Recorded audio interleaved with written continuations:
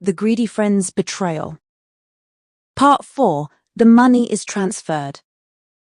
For the next few days, Emily carefully studied the documents that Daniel had given her. Everything looked genuine.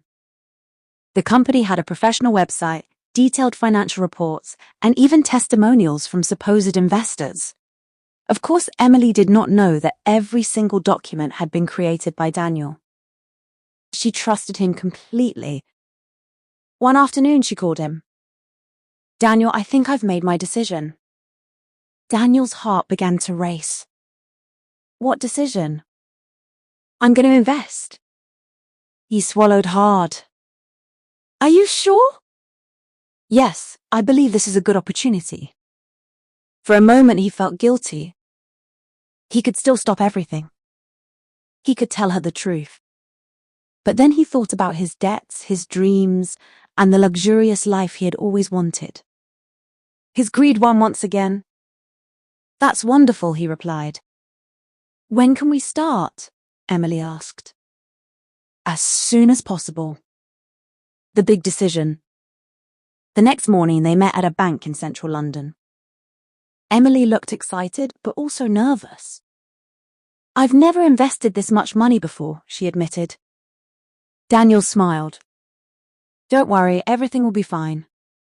She trusted his words. The bank manager prepared the paperwork.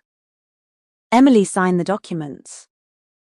Then came the moment that would change both of their lives. "How much would you like to transfer?" the manager asked. Emily looked at Daniel. He remained silent. "I'll invest £200,000, she said. The manager nodded.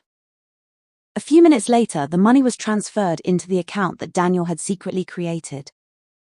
The transfer was complete. Daniel stared at the screen. £200,000. The amount seemed unbelievable. For a second, he could hardly breathe. Emily smiled happily. "Well, I guess I'm officially an investor now." Daniel forced himself to smile.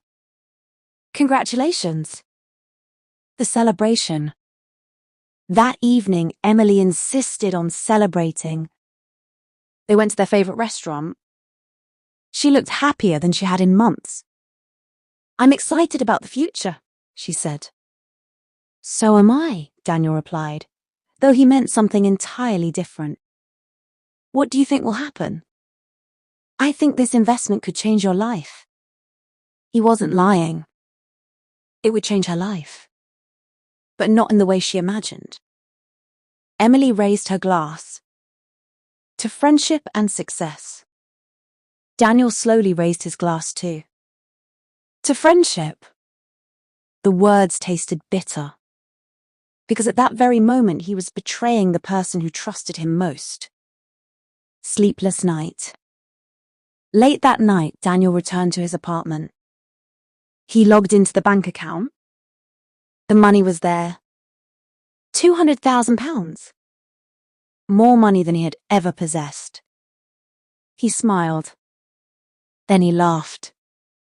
Finally, he felt powerful. Finally, he felt successful.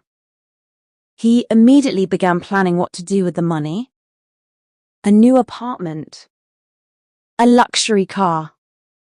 Expensive clothes. A fresh start. But as he lay in bed, another thought entered his mind.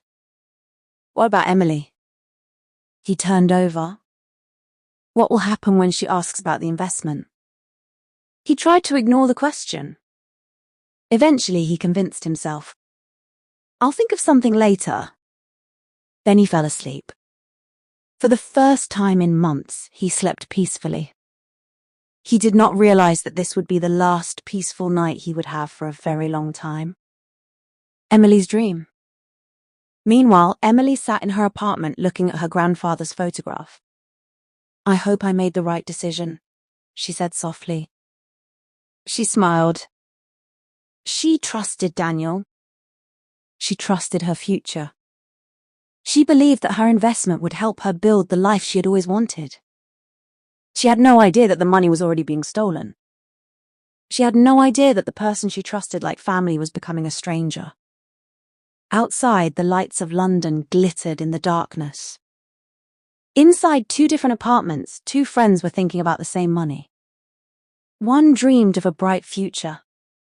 The other was sinking deeper into greed. Neither of them knew that the truth would soon come crashing down like a storm. And when it did, nothing would ever be the same again. To be continued in part 5, the first signs of betrayal.